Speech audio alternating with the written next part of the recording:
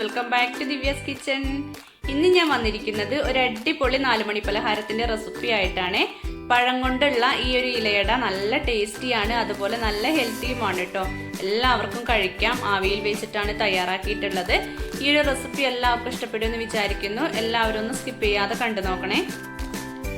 അപ്പം ഇതാ ഞാനിവിടെ ചെറിയ പഴം 5 എടുത്തിട്ടുണ്ട്. ഇനി നേന്ത്രപ്പഴമാണെങ്കിൽ 1 എടുത്താൽ മതി. അതിൽ ചെയ്താലും നല്ല ടേസ്റ്റാണ്. അപ്പോൾ ഒന്നുകൂടിയും ടേസ്റ്റ് ചെറുപഴം തന്നെയാണ് കേട്ടോ. അതുപോലെ ഇലയൊക്കെ വാട്ടി എടുത്തിട്ടുണ്ട്. ഇതുപോലെ കഷ്ണങ്ങളാക്കിയിട്ട് എല്ലാം ഒന്ന് വാട്ടി എടുത്തു വെച്ചിട്ടുണ്ട്. ഇനി ഇതിലേക്ക് നമുക്ക് ശർക്കര ഒന്ന് ഉരുക്കിയെടുക്കണം. അപ്പോൾ 1/2 കപ്പ് ശർക്കര പൊടിച്ചതാണ് ഞാൻ ചേർത്ത് കൊടുക്കുന്നത്. ഇനി ഇതിലേക്ക് 1 കപ്പ് 250 ml കപ്പിന് 1 കപ്പ് വെള്ളം കൂടി ഒഴിച്ചിട്ട് നന്നായിട്ടൊന്ന് ഉരുക്കിയെടുക്കാം.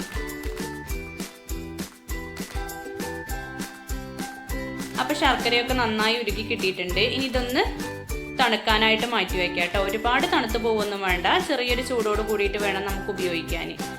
അപ്പോൾ നേരത്തെ നമ്മൾ എടുത്തിട്ടുള്ള ഈ ചെറുപഴം ഇതുപോലെ ഒന്ന് കത്തി വെച്ചിട്ട് കട്ട് ചെയ്ത് കൊടുക്കാം.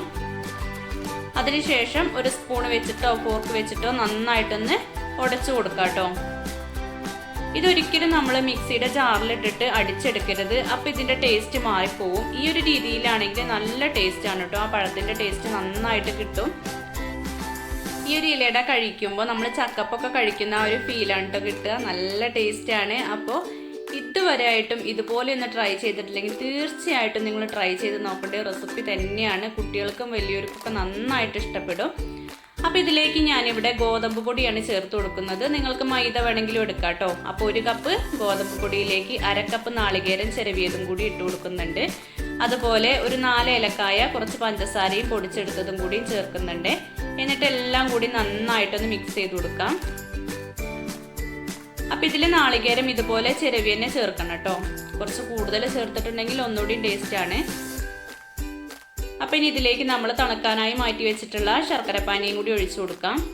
എന്നിട്ട് നന്നായിട്ടൊന്ന് മിക്സ് ചെയ്തെടുക്കാം.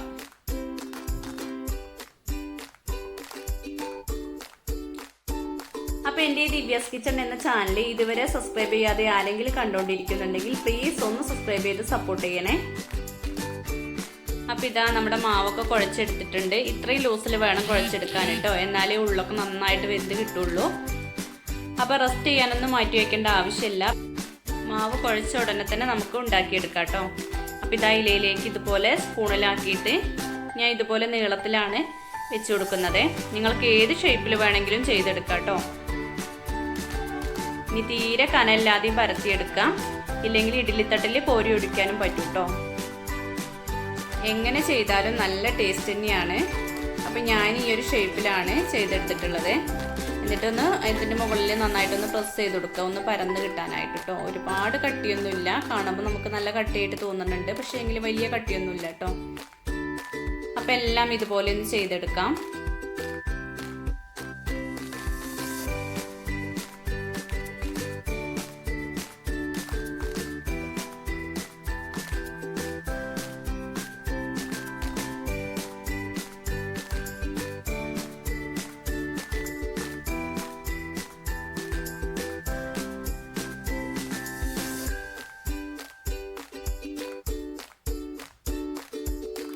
അപ്പം എല്ലാം ഇതുപോലെ നാക്കി എടുത്തിട്ടുണ്ട്. ഇനി ഞാനിവിടെ ഇഡ്ഡലിച്ചെമ്പിൽ കുറച്ച് വെള്ളം തിളപ്പിക്കാനായി വെച്ചിട്ടുണ്ട് കേട്ടോ. അതിന് മുകളിലേക്ക് നമ്മുടെ ഓട്ടപാത്രം വെച്ച് കൊടുക്കാം.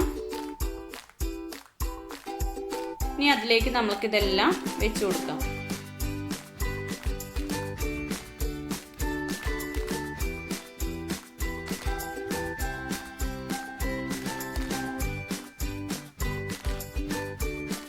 ഇനി ഇതൊരു 15 മിനിറ്റ് ഹൈ ഫ്ലെയിമിലിട്ട് തന്നെയാണ് ഞാൻ വേവിച്ചെടുക്കുന്നത്.